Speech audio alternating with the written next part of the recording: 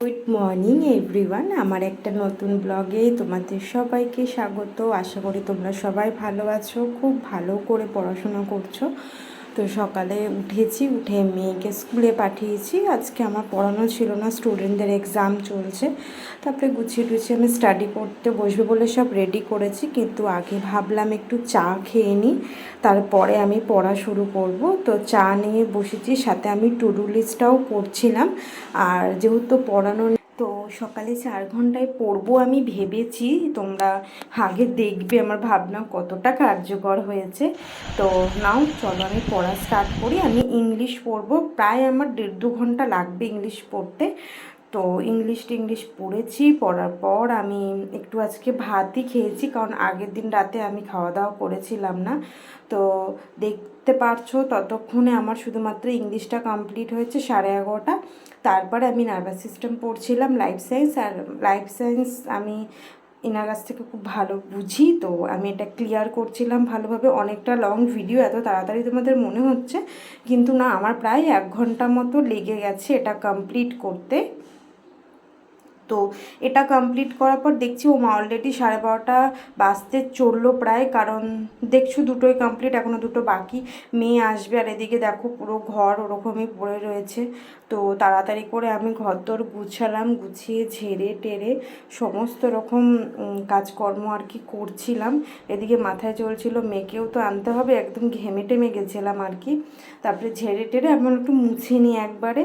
তো ঘরটর মোছা টোছা আমার পুরোপুরি কমপ্লিট। তারপরে আমার রুমের কাজ হয়েছিল না, আমি একটু সব বই খাতা গুছাবো বলে ছেড়ে রেখেছিলাম। ততক্ষণে মেয়ে চলে এসছে, ও স্নান টান করছিল। এই যে আমার রুমটাকে আমি একটু গুছালাম। তারপরে ও এসে একটুখানি খাইয়েছি ওকে, তারপরে স্টাডি করছিল, ওকে ভাবলাম একটু রেডি করে দিই।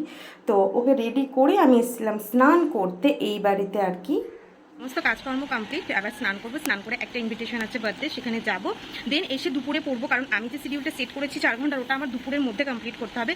তারপর আমি ঘুমাবো, আর তারপরে বিকেলের পরের শিডিউল আর টু ডু লিস্ট আমি তখনই দেখাবো, ঠিক আছে?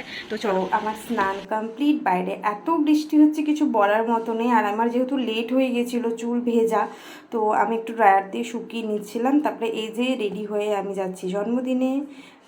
আসলাম, আসার পর অলরেডি দেখছি 4:30 বাজে। আমি যে কখন পড়বো আমার মাথায় মধ্যে সেটাই চলছিল।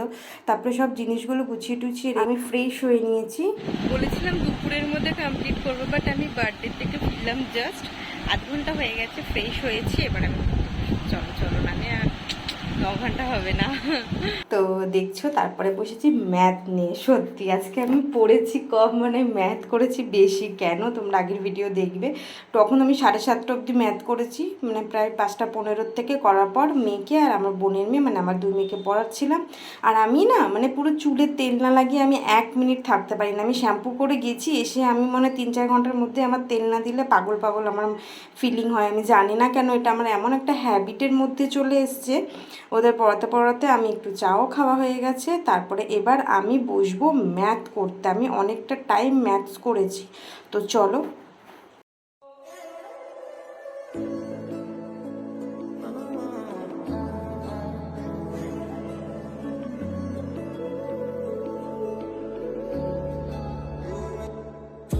ম্যাথস করার পর আমি এই বইটা পড়বো বলে নিয়ে এসেছিলাম। মেয়েকে খাইয়ে আমিও খেয়েছি। খাওয়ার পর ওকে ঘুম পাড়াবো বলে আগে গুছিয়ে নিই, দেন স্টাডি করতে বসবো। কেমন, চলো তাহলে।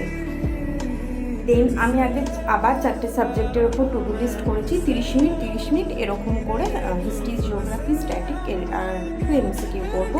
তো ইন্ডাস্ট্রিয়াল সিভিলাইজেশন পড়ছিলাম, এদিকে ম্যাডামকে একটু আদর না করলে তো ম্যাডামের ঘুমই হয় না। পড়ার পর একটু জিওগ্রাফি পড়েছি, কিন্তু তারপরে জানি না কেন আমার শরীরটা এত খারাপ করছিল। প্রায় 7 ঘন্টা কত মিনিট কমপ্লিট করতেই আমি ঘুমিয়ে পড়েছি। তো 7 দিনে যে 9 ঘন্টার চ্যালেঞ্জ, তার মধ্যে একদিন পূরণ হলো। তো চলো, আজ টাটা।